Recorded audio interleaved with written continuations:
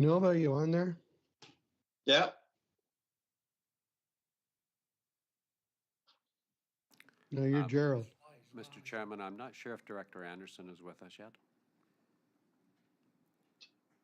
Thank you. Okay, well, it's 9:30, so we're going to go ahead and start the meeting. So I'll call this meeting of the Electoral Area Services Committee of Wednesday, May 11th to order. We have a quorum and adoption of the public agenda. First item. Move adoption. I'd move adoption. Second, I have a question though. We are looking at the public hearing for June 15th for Oyster Bay, and the chair and vice chair that were appointed by the board. Excuse me, Brenda, is that on this agenda? Or no, it's not, but I'm wondering if I should alter the agenda. It's not on the board agenda, and I think we should deal with it before. It is on the board. It is on the board agenda.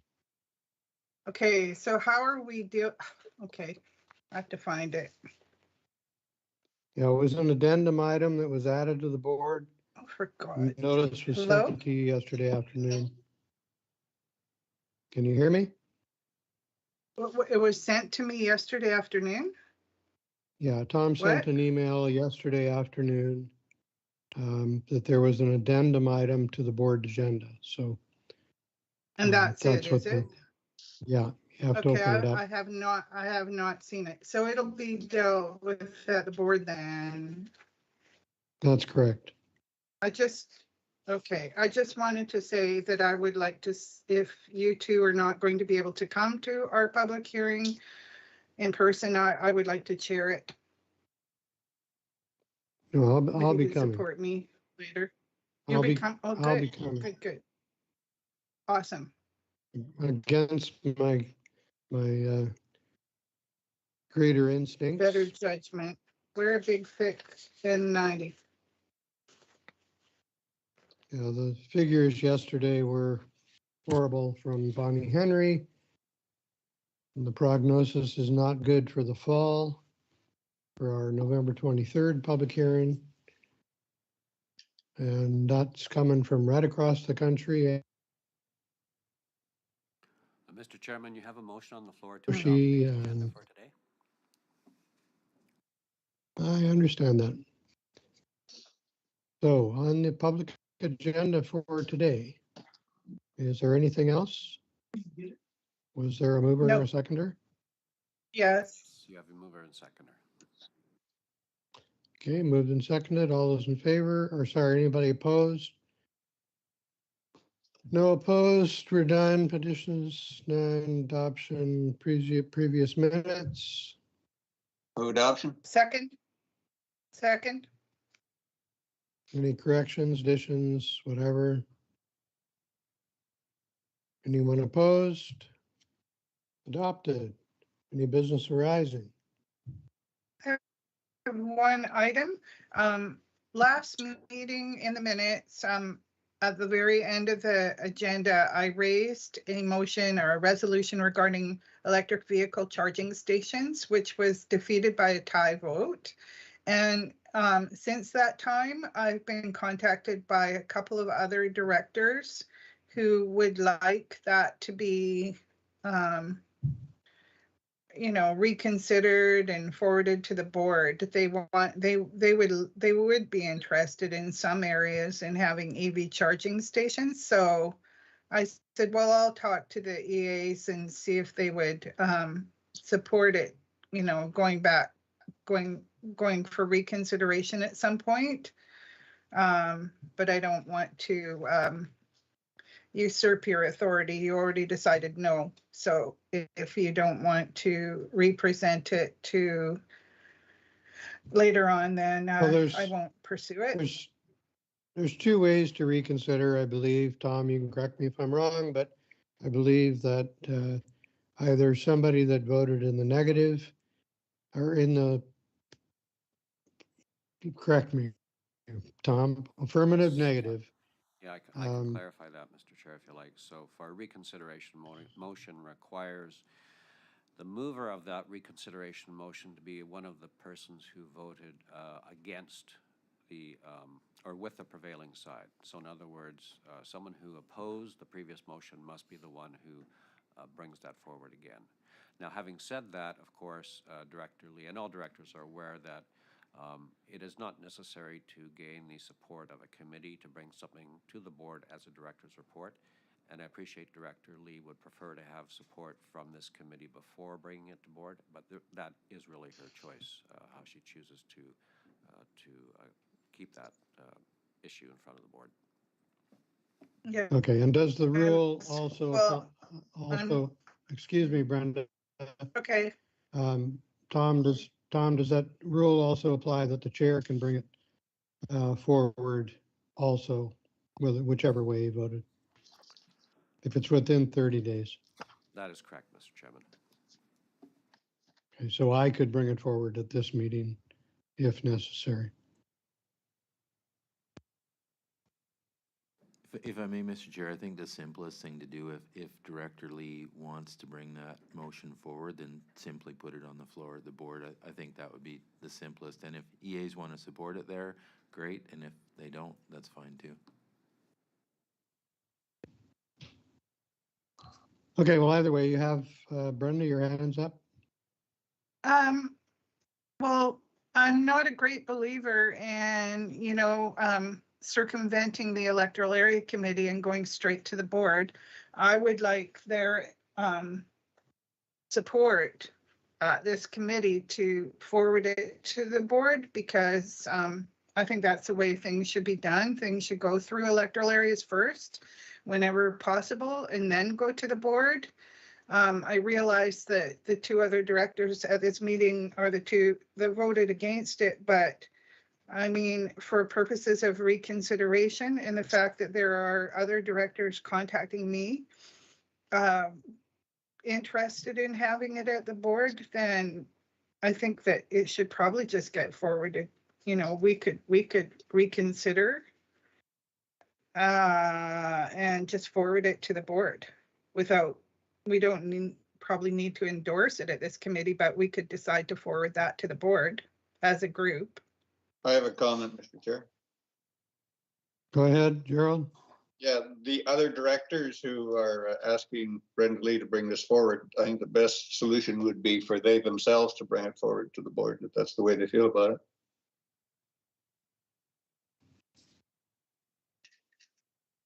Okay, well, let's go with that. And hopefully you can talk to the other directors, Brenda, and tell them what we have discussed. And then if they want to bring it forward, they can. Just so you know, I Okay, just well, joined. Did you hear all that, Noba? No, I just got the last half of Jim's sentence. My computer was stuck in perpetual updates. My apologies. So I just got the phone number. Just joined. Oh, okay. Well, I was bringing up from business arising from minutes, the motion that I brought, the resolution I brought regarding electrical vehicle charging stations at the end of the last meeting. I had contact from other directors after the meeting was over saying, you should bring that to the board.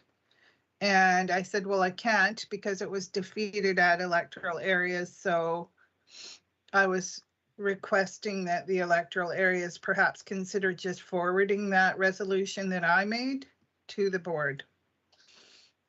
Or anyone else at board could bring it forward.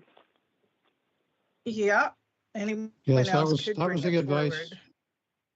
That was the advice from Gerald and from Tom and from Dave. So I think maybe we'll proceed on that. And just hopefully, if you want to reconsider it, it'll be reconsidered by one of those directors. Or the motion to reconsider will be made by one of those directors. So let's leave that until the board meeting, and maybe you'll have to add it as new business. I don't know. But would that be the Okay. proper place to put it, Tom? Well, that'll be a matter for the discussion with the board chair. It might not be like this month, it might be later. I mean, I've only talked to a few people, so maybe there's more people that have opinions on it, but I just don't like to go behind your backs after you defeated it. So, you know, it stays there until I think electoral areas decide that they want it to be considered. Okay, we'll move on. No other business arising from the minutes. I'll move on to staff reports, development permit application for Mandula. Move The receipt. receipt? Okay, receipt of the CAO's report. Anything, Dave? I believe Meredith will speak to this. Thank you through to the chair. So an application has been received to permit subdivision of a 4.54 hectare property into 2 lots outside the identified streamside protection and enhancement area of a residential property. This proposed subdivision is permitted by the zoning bylaw. However, it's located within 30 meters of the top bank of a watercourse connected to fish habitat and therefore is within an environmentally sensitive development permit area, and a permit is required. So a riparian area assessment has been prepared, and in the RAA, the QEPs have set criteria for the proposed subdivision, including the demarcation of a 30-meter riparian beach buffer in the central and north sections of the property to ensure that there is no future encroachment within the riparian area, and all native vegetation within the area is retained.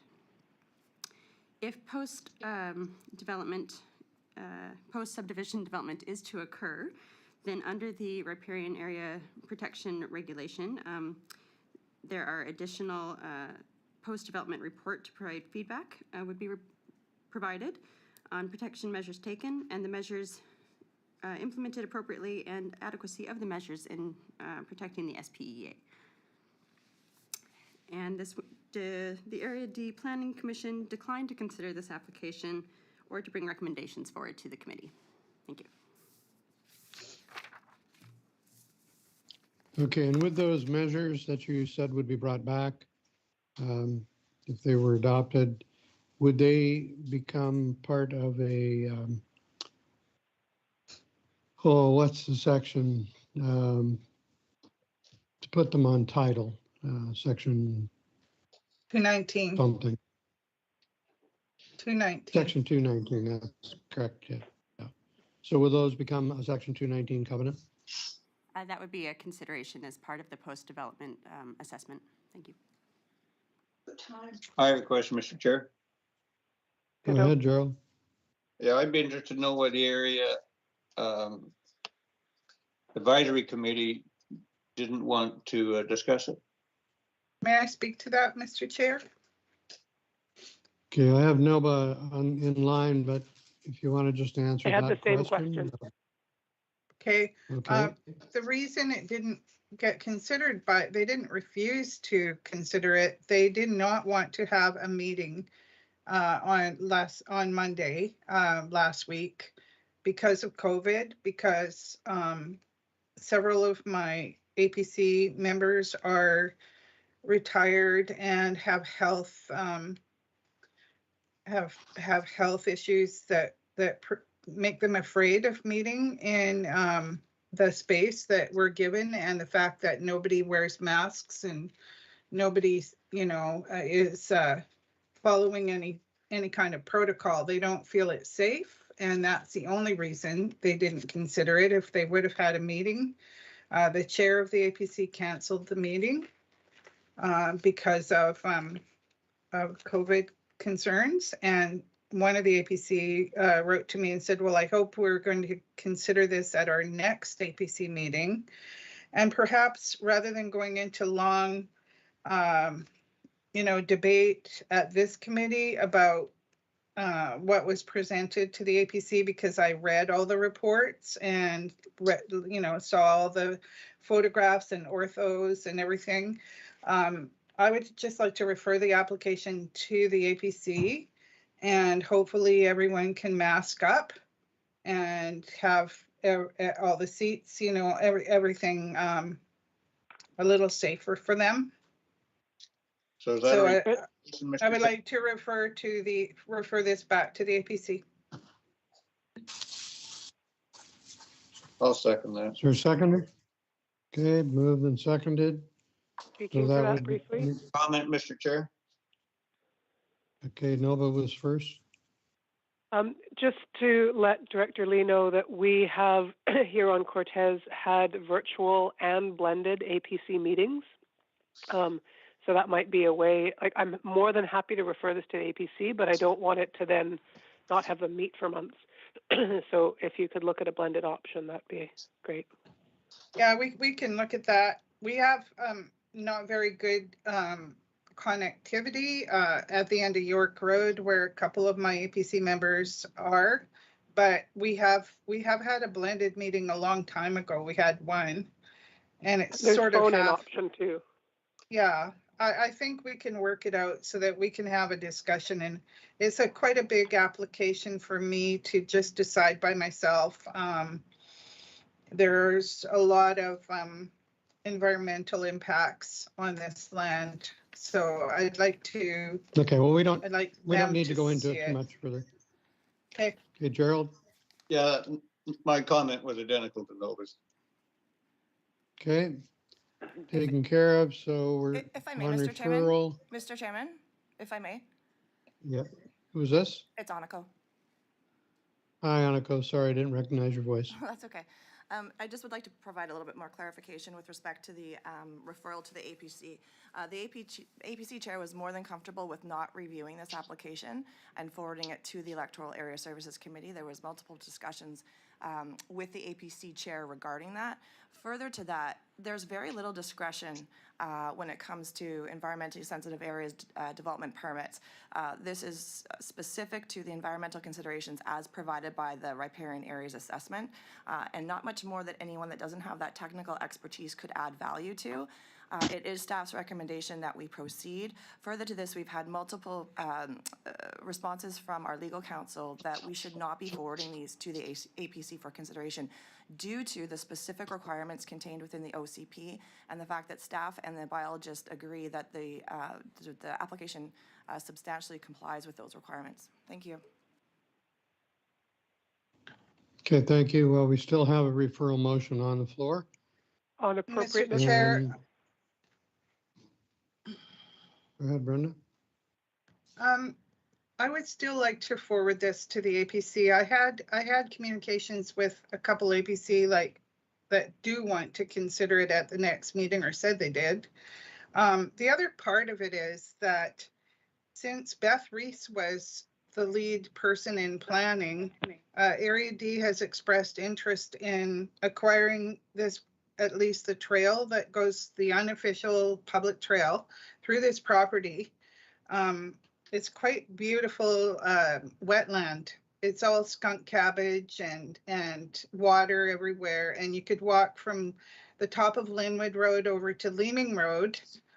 And you could walk through the 5 acres of swampland, and there's streams and whatnot running through there. I wanted to acquire it for parkland, and it never got acted upon by planning. And now we've got, you know, dump trucks running in there, dumping dirt into the wetland areas. And I want to talk about, you know, if we can still salvage some of the public interest on that land with the APC. If there's any salvaging of the trail that goes through there that connects Leeming and Linwood, you know, can we talk about that before this gets just driven through?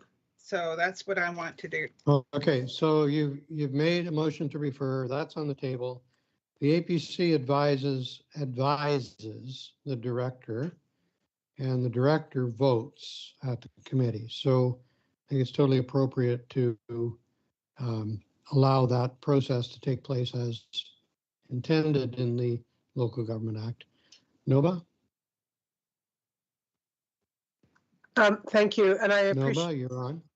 Thank you, and I appreciate the comments from Onaco, and it reminded me, remember way back when, 10, 14 years ago, there was a lot of discussion about whether these ESADPs or DPs should even be brought to EASC.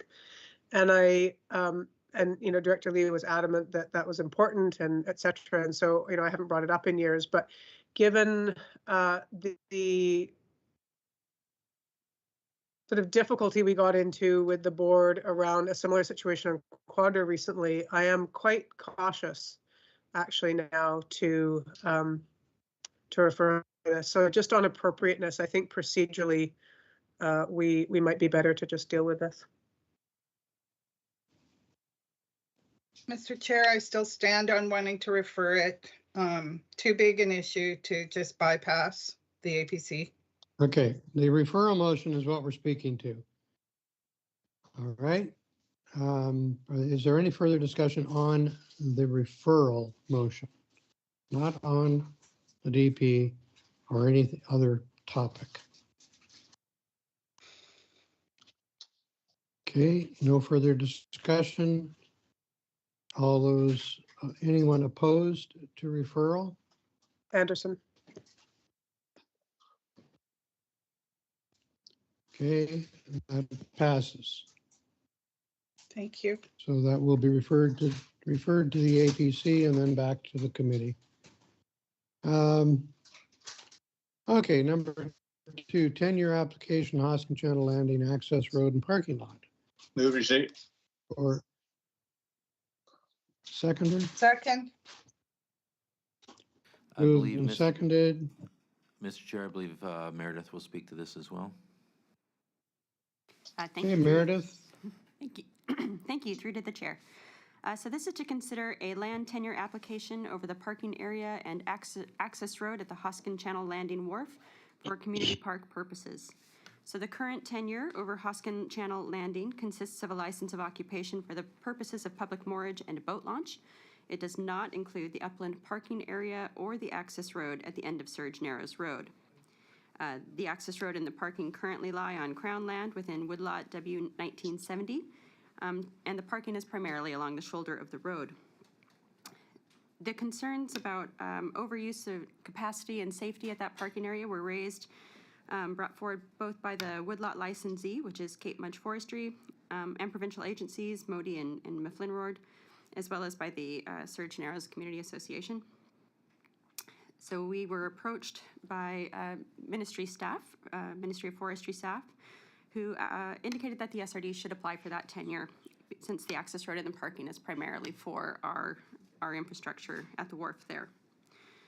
SRD records and communication from Modi staff indicate that the access road is an unsurveyed traveled road, which means that the right-of-way is not dedicated to Modi, nor do they own the land that the road is on.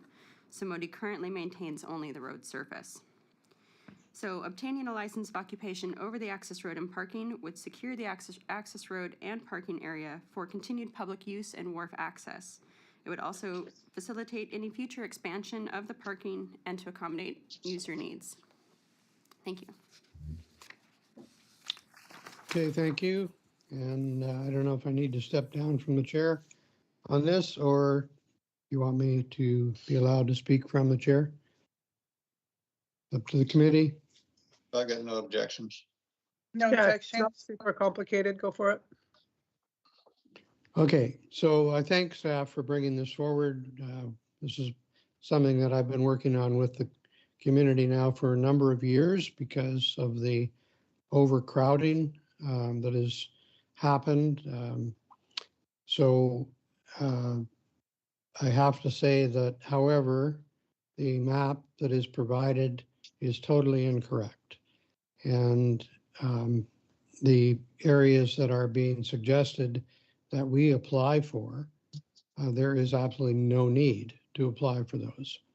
The 270 meters from the high tide mark is maintained by the community, even though it's whatever it's called, UT, under highways. They actually have the obligation to maintain it, but the Surge Narrows community has taken that over upon themselves. So it's where it says that ramp area that is basically very, very steep. And the community has poured 2 ribbons 3 feet wide with a 3-foot gap in between, 2 ribbons of concrete all the way to the water, and they maintain that religiously.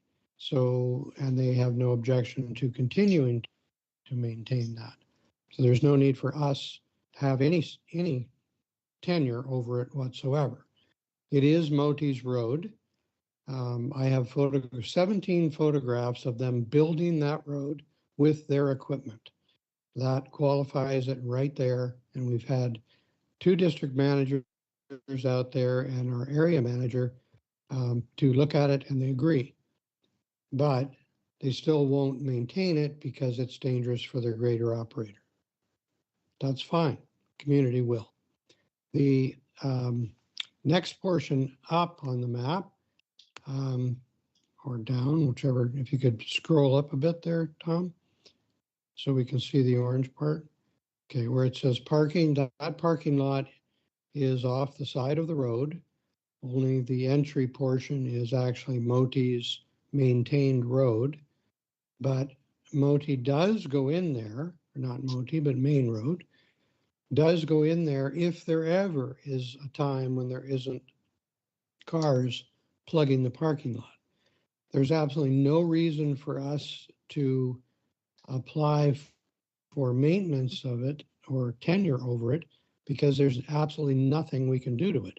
It cannot be expanded. It has boundaries on the left-hand side of your screen by the P.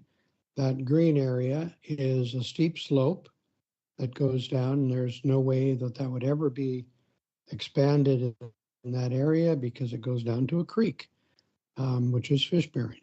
The other area is straight up against a bank, which holds the road up, so it won't be expanded either. So the only maintenance that happens to that parking lot is done on a handshake agreement with Main Road. They do it fine when it happens. It really doesn't need it very often, maybe once a year. The discussion with Flinro and the band and the community members that have been spearheading this, Jim Mallis and Steve Barnes, who have been appointed by Surgeon Narrows Community Association. All 3 of those groups have been in contact with me for the last 2 days to talk about this, and they agree. This is not what they discussed with the First Nations or Flinro. They did not want the parking lot allocated, and the parking along the road was something that I got from the district manager of highways. The road surface, the width of the road, whatever it is, 20 feet or something, has always been graded and cared for. When I went out there with the district manager, Mike Proudfoot of the day, and Bob O'Brien later, after him, they agreed to do the shoulder on the west side of the road. So that shoulder has been graded to the point where people are now able to perpendicularly park all the way along that road instead of parallel park. It added about 20 parking spaces to the road. The fact of the matter is that it's still full. Okay, so that makes it very difficult for the residents that live in the islands, which is what this park was put in for, was to transport people and goods back and forth to their homes.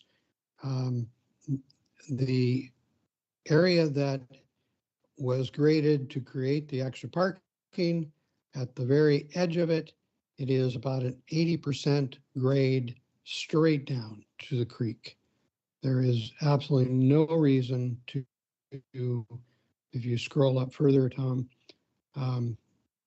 be able to see the other area that is being applied for. There's absolutely no reason for us to have that in our jurisdiction. It's a steep, unusable slope. You could not do anything on that slope. It's a steep, immediate drop off. and it goes right down to that same creek, which is fish bearing. So the conversations, I'm not sure, how this got reversed, but the conversations with the First Nations, with woodlot owners, and with Linrow have all been about the other side of the road in that same orange area. But flip it over to the east side of the road. That is what the community is asking us to apply for an application for, in order to clear. The First Nation would take the trees, there aren't many, and then the clearing could be done and the parking could expand into that area, which would put in probably another 30 or more parking sites. Now, this same roadway came under discussion last year, year before, a couple times with the trails, what is it? The BC Trails Committee, Marine Trails. They put this on their website as access to the outer islands. Well, that pretty much killed it. It's the old build it and they will come. And that's exactly what happened in this case. It is overrun with tourists and kayakers. They launch their boats, then they park their vehicles for 2 or 3 days at a time, sometimes longer, and totally blocks access for the residents. There are no parking spaces. People are afraid to leave their parking places as it is now. They need the east side of the road to be tenured to the regional district with the concurrence of the First Nation. That's already in place. The residents on Snack have already talked to the First Nation. They're totally agreeable. And so has Flynn been totally agreeable, but they need an application. But the way this is set up, it's completely backwards. And the lower portion is completely unnecessary. So I'd like to refer this back to the Planning Department and the Surge Narrows Community Association to help the Planning Department draw a line on the map as to where they would like to see the parking area on the east side of the road, so that we can then go to Linrow and to the First Nation and say, this is the area we want, no other area. The rest of it is all taken care of. It's graded as necessary. That's usually a few times a year. Fill is brought in as necessary, and fill is brought in for the very bottom portion where the ramp is, and just dumped in a pile for the community through the Surge Narrows Community Association to do any patchwork. If there's any rivulets that have gone down there and washed out the gravel, then they go in and they fill it themselves. And there's no problem launching, lots of width, no danger to the creek. That's all been taken care of very thoughtfully with fisheries biologists. So I see no need to proceed at this time. I would like it referred back to the Planning Department and the Surge Narrows Community Association to have a proper map drawn for the orange parking area at the top of this road. So that would be at the southern end of the road as opposed to the water end of the road. There's nothing to be done at that end. So that would be my I would move that very, referral. very long-winded referral. I'll move the Okay. referral. Mr. Chairman, if I may provide some clarification. Sure, go ahead. Thank you. I'd like to get a seconder. I'd like to get a seconder to the referral first. Do I have a seconder? I'd like to hear the clarification first, please. Okay, clarification. Thank you. apologies if the map was unclear. What you're seeing on the map are the current areas for parking and the current UTR roadway. This is not indicating where the potential expansion area would occur. You are absolutely correct in that the expansion area would be to the east of the upper parking lot. At this point, though, we need to work in steps. So the province and the woodlot owners and ourselves have had multiple conversations on how to achieve an expansion in this area. However, to do that, they are requiring that the SRD take a license of occupation over the existing roadway and the existing parking areas. That is a requirement for us to be able to proceed with the expansion. So the report that you see before you is just to provide authorization to staff to work with the province to obtain that license over those areas. Once that happens, then we can look at an expansion with the adjacent woodlot owner. Both Modi and Flinro have advised the SRD that in order to proceed, we must take license over the roadway and the parking areas. The Ministry of Transportation and Infrastructure is not interested in maintaining this road. They do not legally own this roadway. This, just if I could correct one point, they absolutely do have an obligation, a legal obligation, if they build a road and they maintain it, which they have been as long as I've been the director, they have been maintaining this road right to the water. And we have had numerous meetings with them on site. They have admitted they do own this road. This is in their inventory. And I do not, if you're just talking about the portion that is the ramp, is that what you're talking about? No, I'm talking about That's, I'm talking about the extent of the unsurveyed traveled road. Because it's unsurveyed, there is no record of ownership.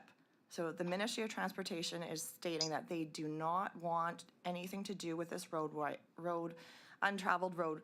And in order for it to continue to be operational for our wharf facility, they are requesting the regional district take a license over that roadway. Could I make a comment? okay. And what, go ahead, Gerald. Yeah, would this not be a gazetted road? Couldn't we? Yes, it is. Yeah, so we could go to court and have it declared that if the ministry won't fulfill a responsibility.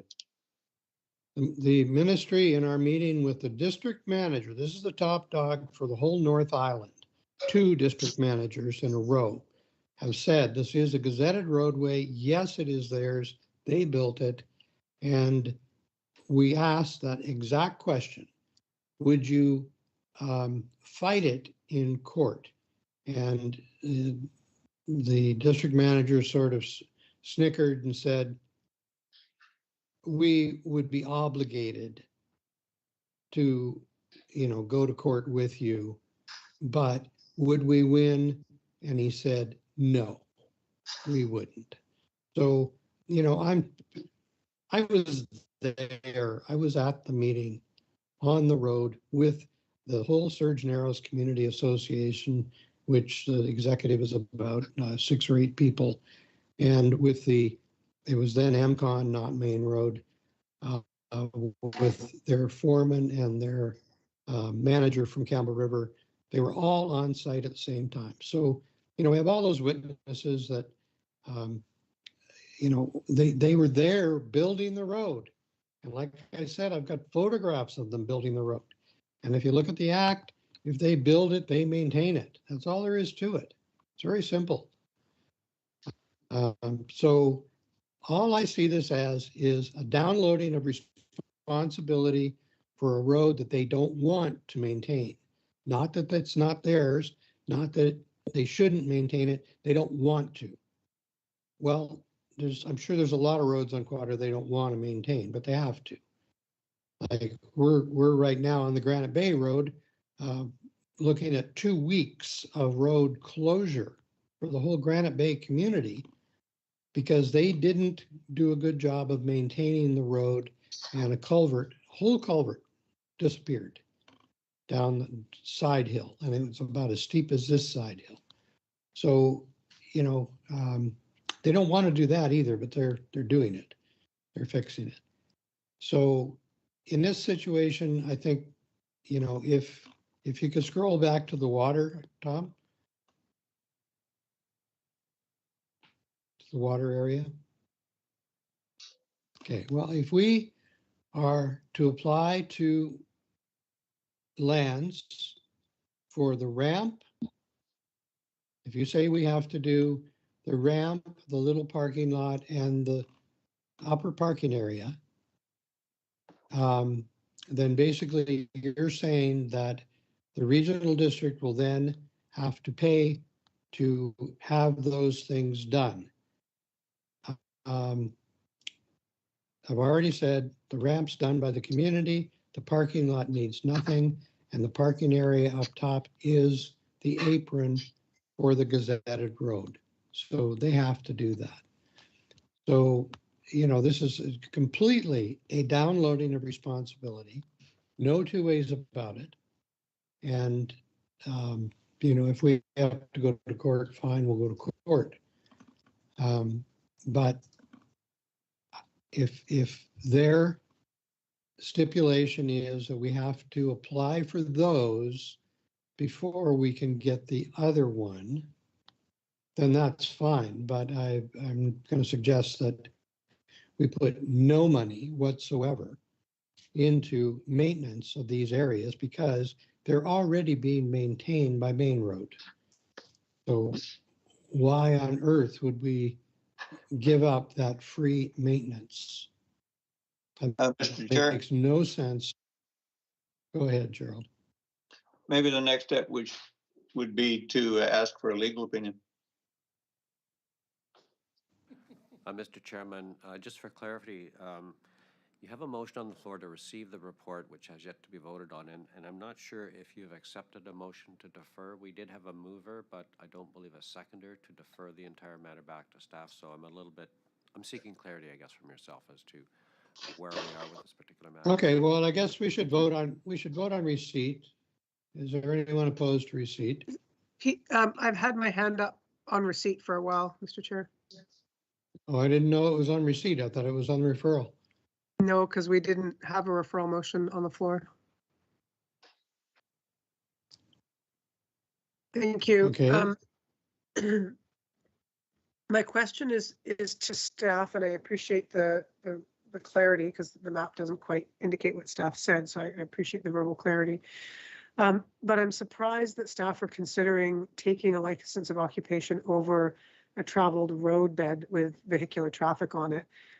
Because on a few occasions, I have wondered, and we have nominally explored on Cortez doing just that for trail along immediately adjacent or on a roadbed or an ungazetted driveway. And what I've consistently over the years heard back from staff is that we don't have the maintenance capacity or the insurance or the wherewithal or I don't know what, but we're not in a position to be taking over licenses of occupations along vehicularly traveled roadbeds. So I'm trying to seek clarity around, has that somehow shifted? Did I consistently misunderstand over years? Why is this situation different? And how would we go about doing that if that indeed is what the board decided to do? Thank you. Mr. Chair, if I can just jump in here, I think we're looking at this as a result of a request for additional areas. So as Aniko has explained, as a condition to take over the additional areas which are being desired by the community, the first step is you must take over the existing area. So that is why we're exploring this. If and when we were able or supported to do that, the maintenance would clearly be a contracted arrangement. Well, if I could just jump in here, Brenda, in front of you. I think you have your hand up. It's okay. But to take over the maintenance of this road, this road is like, I don't know, half a kilometer at least long. And it's it would be a considerable cost every year, like in the $10,000 to $20,000 per year minimum, to maintain that road. That is completely out of the ballpark as far as taxpayers' ability to pay for one road. I mean, they could say this on Reed Island also. They have a road that goes all the way from Surge Narrows to Evans Bay. Are they going to then ask us to take over that road? That's also a road exactly like this one. They built it, they maintained it minimally, but it's theirs. It's not ours. And I would agree to take over that lower ramp as part of the condition, but not the parking area and not the upper parking area. Those are completely insane to take over. There is nothing to maintain in the lower one, and the upper one is unmaintainable. It's not the parking area, it's the cliff. So why do they want us to lease or license an area that we can't do anything on? You have to go up there and have a look. You would not step off the side of that cleared area because you would not be able to stand up. You'd be sliding down a very steep slope to a creek bottom. And we would be constantly in discussion with Department of Fisheries and Oceans and Ministry of Environment about anything we wanted to do, including maintenance of the road. Whereas Highways has the ability to maintain that road right now. And we wouldn't. We'd be taking that on as a new function, and we would have to get permission. And I doubt very much that we would be granted permission that was granted 50 years ago to Highways to maintain that road. So this is why I'm very reluctant and would like it referred back. And I would like the support of my colleagues to do that so that we can get the clarity that we need. Mr. Chairman, I think And you if were we going need to to- call the question on receipt and then deal with the referral, if I That's understood right. correctly, and maybe I'm wrong, but that was my understanding. No, you're right. That's what I was going to do. So on receipt, anyone opposed? Me. So that passes. Okay, so if I have to, I'll step down from the chair to second it. Is there a mover, first of all, to refer? We had Director Lee Brenda, read did the you? motion. I'll second it. Okay, Gerald seconded it. Thank you. And Okay, it's Mr. moved Chair, and seconded. Refer to who?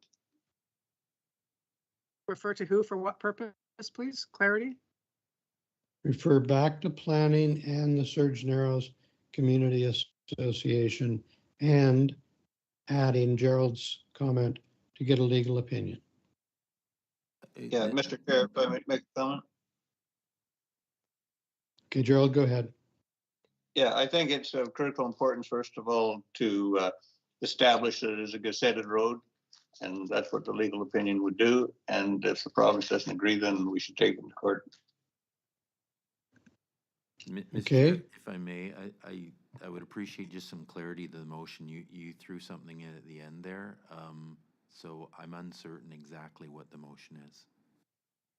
Okay, the motion is to refer back to staff in conjunction with the Surge Narrows Community Association and a legal opinion. Director Lee, is that your motion? Well, actually, I didn't make the legal part, but I'm willing to add it in. Actually, I think we should get the legal opinion first and then refer it to the, Well, I think we need to refer it before we can okay, ask for let's legal. just do that. But logically, I think it would be better to have a legal opinion in hand before we go back to the Surge Narrows Community Yeah, Association. I would agree. There's Yeah. no order to the Okay, logical order would take precedence. So, Mr. Chair, again, I'm more confused on the motion. If we, from the mover, if we could get clarity on what the motion actually is. Okay, I'd like to move that staff seek a legal opinion regarding the license of occupation of the parking lot, and further that once that is obtained and presented, that that the planning department and the Surge Narrows Community Association look at this issue again, review this issue. That, just one thing that should be added to that first part, Brenda, is not just the parking areas, but the road. That's And the road, the part that we need the the main legal part. opinion on. Okay, Right. If I might, Mr. Chair, why don't we just stop with the legal opinion first and leave the rest to later, because we don't know what the result of the legal opinion will be for sure. So let's just get the legal opinion first, and then if it's positive as we think it would be, then we can move to the next step. Okay, well, that makes sense, except for one procedural thing I'd have to ask Tom. If we don't do something with this report that's on the agenda, then what happens to it? Does it just sit in limbo until we get a legal opinion? Mr. Chairman, you have received the report, and I think my understanding is the committee's intent is to seek a legal opinion before making any further decisions on this matter. So that is my understanding of where the committee wishes to go in this. So it would obviously come Okay, back to the committee once that information has been obtained. okay. And in the meantime, nothing would happen with it. Correct.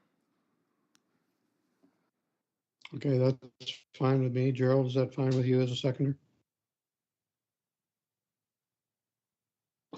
Yeah, I'll second it. I don't know whose motion this is. It's Brenda's. yeah, Yeah. it's okay with me. Yeah, I'll second it. Okay. Mention with at Hoskin Channel. So we want to know, do I have to say any more? That's simple. That's Yeah, basically what we need. Need a seconder? Yeah, that's fine. I'll second it.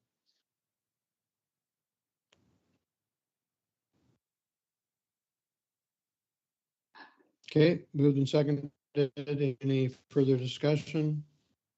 Anyone opposed? That carries. So we'll be seeking a legal opinion. And I assume that comes out of various C parks. Is that correct, Tom, Dave? Correct, yeah. Okay, that's fine. It's money well spent because it'll save us a hell of a lot in the long run.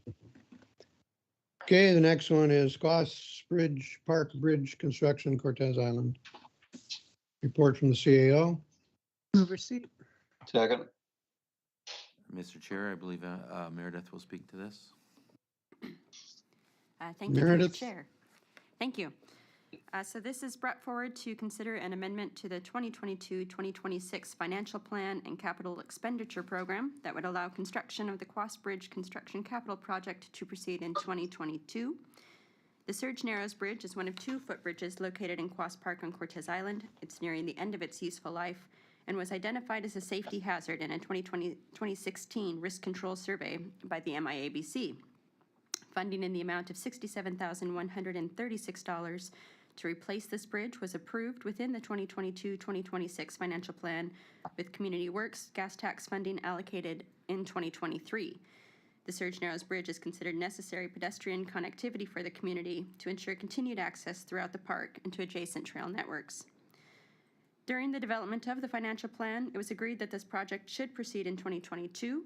Unfortunately, due to an oversight, the amendment was not reflected in the financial plan when it was adopted. Given that project planning is now complete and a construction tender has been prepared, it is recommended that the financial plan be amended to allow this project to proceed this year. Therefore, we're seeking a financial plan amendment to authorize the use of $67,136 of gas tax funding in 2022 for this project. Thank you.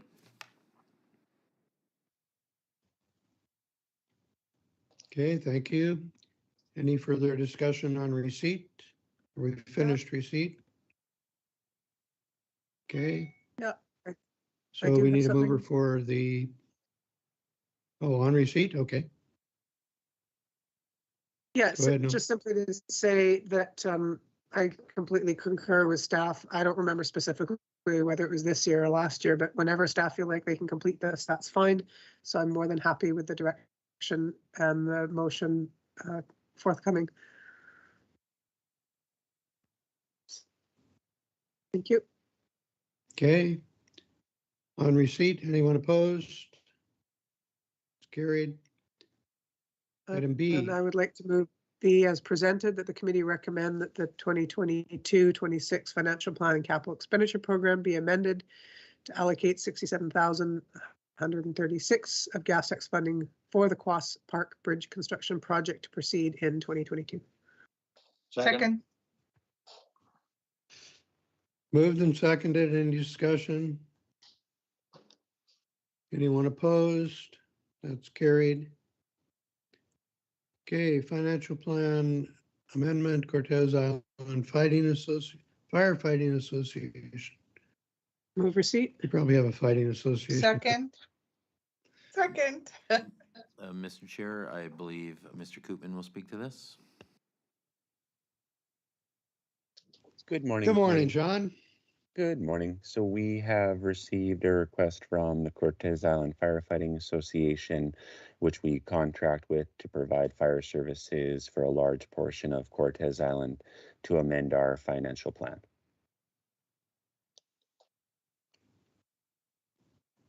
Okay, on receipt, any comments, Nova? Yeah, thank you. Yeah, I've spoken a few times with the president of the CIFA board on this, and it's not uncommon. I think, in fact, it's pretty standard practice for CIFA to find trucks, buy them, and us to pay them back. So this is not uncommon. And this has been in the financial plan, in the capital plan for years that I've certainly been aware of. And although it exceeds the budgeted amount set some years ago before everything went crazy, from what I understand, this is a hell of a deal. You really can't find a fire truck for under 100, 150.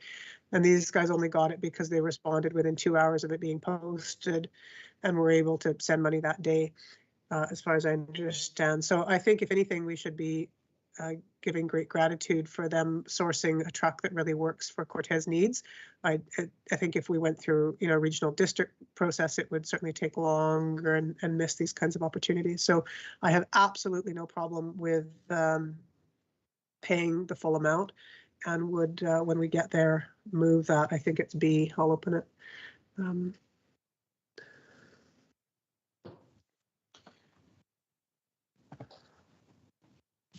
Okay, Mr. Chair.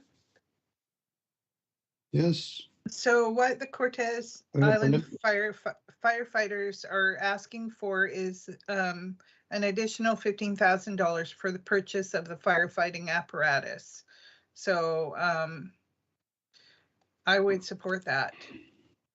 But I would question about whether the $82,000 that they spent is fully refundable, or they've already paid it, so they're asking $15,000. Am I correct Mr. in Chair, that assumption? I think I can answer that. So we had in the budget 72,000 for the purchase of the truck.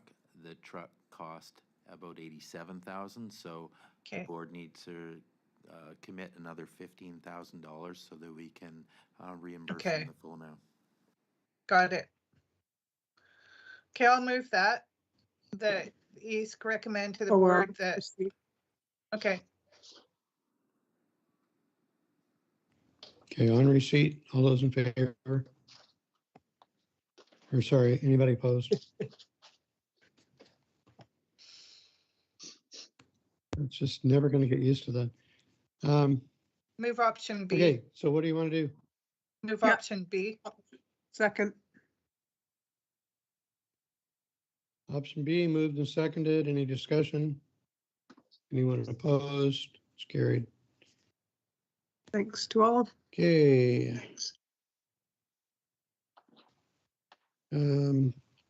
Housing needs report update. Move receipt. Second. Mr. Chair, Meredith will Moved and speak to this as seconded. well. Any? Who will? Meredith, Who did you say? Okay, Meredith. I believe Meredith will speak to this, Mr. Chair. Thank you. Through Go the ahead, chair. Meredith. Thank you. So this is being provided as a short project update for you on the housing needs reports. The draft report for this project will come forward at the next EASC meeting. So this is just intended to let you know that there are some 10 to 15 minute videos that have preliminary results for each electoral area. And they are to be shared on our website and with our project partners. And so in each of the areas, of course, there's some different things that we're seeing, but of course, throughout what we're seeing is some similar trends. So across all 4 electoral areas, we're seeing population growth, but also aging, and the cost of homeownership exceeding the purchasing power for median income households by significant margins.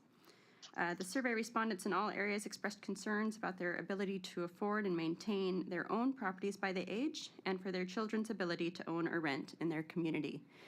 Perhaps not unsurprising findings, but it corroborates the anecdotal evidence that we've been hearing from the interviews and the survey responses to date. So that's the links there are provided for you to view as well.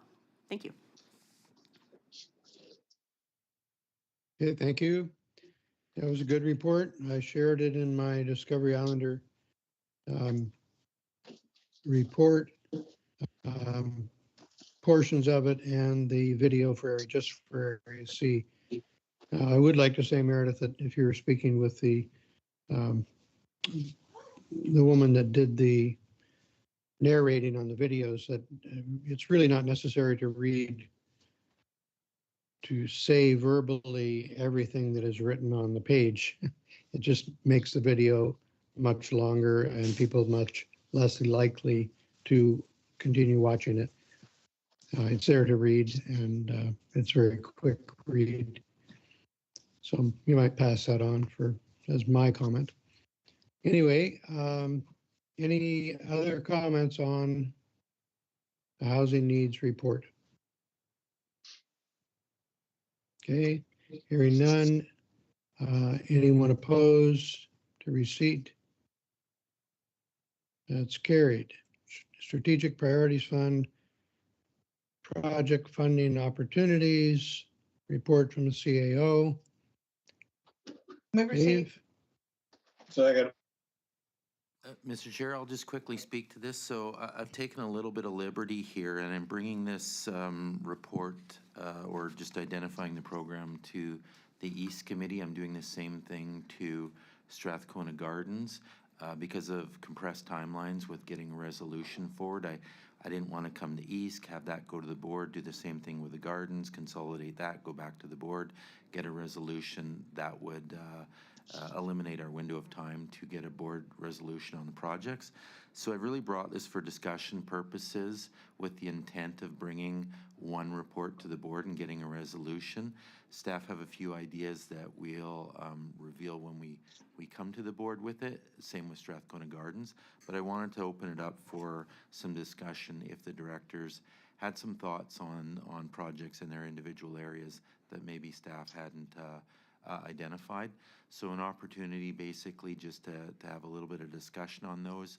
We'll take some notes. I don't think necessary for any resolution, but just to give some project ideas or planning ideas if you had some. I'll do the same thing at the gardens, and then you'll see a report directly going to the board because this fund will require a board resolution. The program will require us to submit applications in late June. Therefore, again, we won't have a whole lot of time to get that board resolution. So happy to have an open discussion and provide staff with any project ideas that directors have identified in their areas. Again, I know you may not have had a whole lot of time to review the guide and the programs, and happy to receive any kind of direction outside of committee as well prior to preparing a report to the board. Okay. So I thought I saw Gerald's hand up. Thank If you. not, yeah, Gerald was first. Yep. Thank you, Mr. Chair.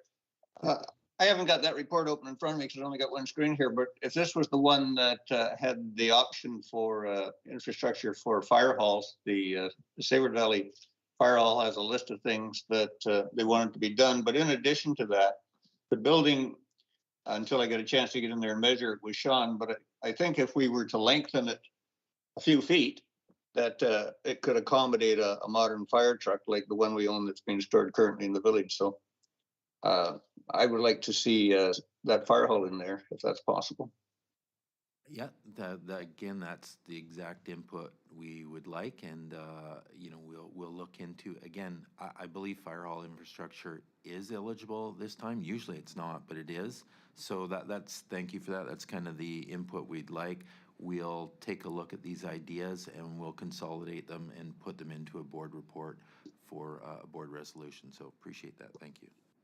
Thank you. If I might just add that, as our CEO has said, the funds available for fire halls is kind of a rare occasion. So this might be the opportunity to do a major overhaul in this thing.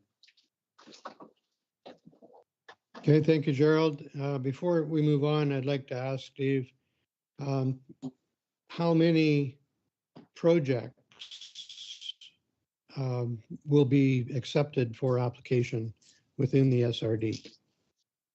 And my hand has also been up. Sure, I got a quick answer. Yeah, I'm going to get to you. Yeah, it's 3 This is projects. This is a clarification answer. Okay, go ahead.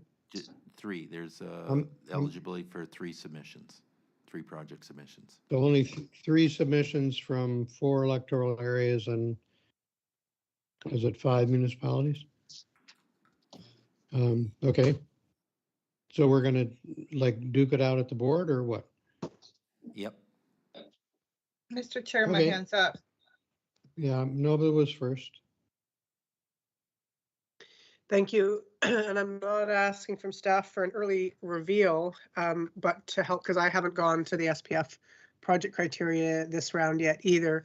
You can give us a bit of a sense of the kinds of categories, because what I understand from just reading this report and the little attachment here is that it really focuses on regional, innovative, sort of large scale impacts. And although fire hall infrastructure might be eligible, I would encourage us to think beyond our own little pet things into what is really interesting at a regional level. Like we've talked about regional transit and regional housing, and you know, are there initiatives that are collaborative in nature and would bring the board together and benefit everybody that might be available here. So I, you know, as I say, I'm not asking for a reveal, but if staff can help us think in a way that you think would be successful in the grant, that would help our discussion here. It's a good and difficult question. Tom's got up on the board the eligible categories. I'll read them, but I get the gist of your question. You know, includes water, wastewater, solid waste, sport, recreation, culture, tourism, community energy, roads, active transportation, transit, disaster, fire hall, etc. So it is a very broad spectrum, and it's always the trick when Director Abrams says we're going to fight about this at the board. Yes, and kind of what is that strategy, right? What are they willing to or more supportive to support in terms of applications? Are they regional? Are they collaborative? We will do our best from today moving forward to the board report to try to narrow that scope and see what they are looking at. History is always a good example of what the future may hold, and we often look at past programs and see what they've awarded in there to try and get a trend, talk to staff. But we will try and narrow that down for you and see if, you know, what the province is looking at and provide the board with some direction on that. But again, going back to, you know, Director Abrams' comment there, so the board is going to have to strategically decide. You can submit 3 applications. Do you always do that, or you know, do you go with one? Do you go? And so it's a tough question there, but we will try and get as much information, narrow that scope, and give you the ability to make an educated decision. So I guess my input would just be to go with the larger collaborative pieces and looking at the eligible investment categories. I think really that leaves us with some kind of active transportation or roads, or I don't know if there's a regional disaster mitigation or planning. You know, could we do some really interesting climate planning? Or anyway, that's just my input. I think I would rather see one or two applications submitted where we're not fighting over the bits and pieces, but rather thinking beyond our own backyards. Thanks. Well, if I can, Mr. Chair, just jump in. Appreciate that input because there is a capacity building and program within it. So there's infrastructure and a capacity building application. So, you know, just based on your comments there, we've had some internal discussions and we'll take that into account, climate planning, and look through the program and see if that's an option. Because I do believe at this point there's going to be two kind of categories. Well, there is two kind of categories to submit, and I don't think they really compete against each other. So capacity building is one, and thank you for that input because we do want to submit something on capacity building and climate planning may be an opportunity there. And that has been, I think, one of our strategic priorities set 4 years ago that we haven't done a whole lot on, that really was agreed upon by the whole board, that impacts all of us. Yeah, I guess that'd be my vote. Thanks. Okay, and Brenda? Thank you, Mr. Chair. I believe we've been told over and over again that when we apply for these grants, that we need to submit Class D estimates. We can't just blue sky and say, okay, let's do a project over there and not have any engineered plans to present to the government to support our projects. And as far as I know, there's only two that would qualify as having Class D estimates ready to go. And that's the Area D water metering project and Strathcona Gardens. We've been trying both of those. We've been trying for grants for the past three intakes, I think. And we haven't been successful yet. And so I would like the Area D universal water metering grant application Class D estimates to be resubmitted because water is the top of their list on these grants. And I would like the Strathcona Gardens to come forward because that's a collaboration between Area D and Campbell River, but people on Quadra and Sayward and other places, Black Creek even, use our facilities, our swimming pool and our hockey rinks, and it's a benefit to the whole region. So I'd like to see both of those go forward with the class, with the highest level estimates we have. Okay, thank you for that input. Okay, and if I could, I'd like to jump in here if nobody else is still chafing at the bit. I have one that touches on a number of things. First of all, we're being encouraged by the provincial government to continually look at available and affordable housing to house people, etc. Well, we've spent 3 years doing a local area plan for all of the Kwathiaski Cove district, and we have been continually stopped we came to agreement in the community as to how to do it, how to densify, and we've been continually stopped by VHA because they want a water system to be installed for the area.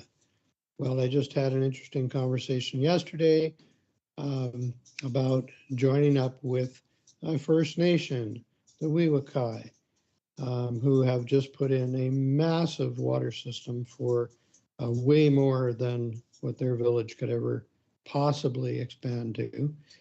And I think this would be a perfect, though it's not regional, it's more than just one little spot. It's all of Kwathiaski Cove, all of the First Nation lands, which of course we're paying a lot of attention to in just about everything we do. Um, everything is First Nations, First Nations, First Nations. So here we go. Let's do a partnering project with a First Nation. And we have a Class D estimate for a water system in Q Cove. But there's no way anybody can afford it. But if we were to possibly join up to one that already exists, we'd only be looking at the costs of joining and then the annual operating costs.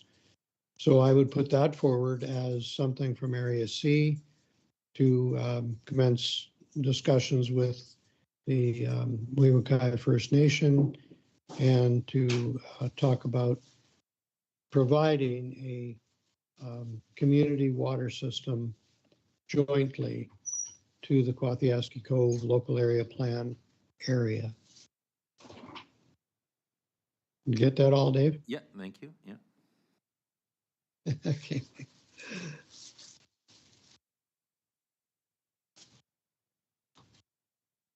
It ties a number of things together is what I was trying to do. It's affordable, eligible housing or available housing, it's First Nations relations, and it's providing water to areas that are not being allowed to subdivide or densify strictly because we don't have a water system, and that seems to be the new VHA way to go. So anyway, take it from there. You've got some input, and that'll go to the board. And as I said before, we'll duke it out there.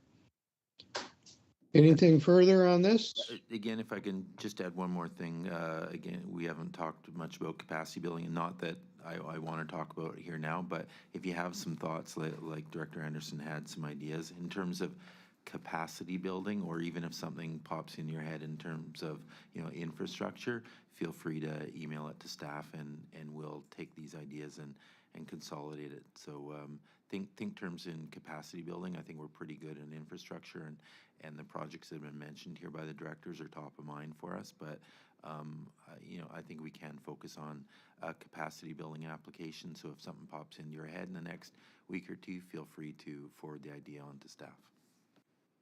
How about in the next 10 seconds, the capacity building to allow for the creation of the OCP and bylaws for the Outer Islands, and capacity building for the review of the OCP and bylaws for Quadra Island. That's 53% of your regional district. So I think it qualifies as needing capacity building. We don't have the capacity at the present time. Yep, we can look into that. Thank you.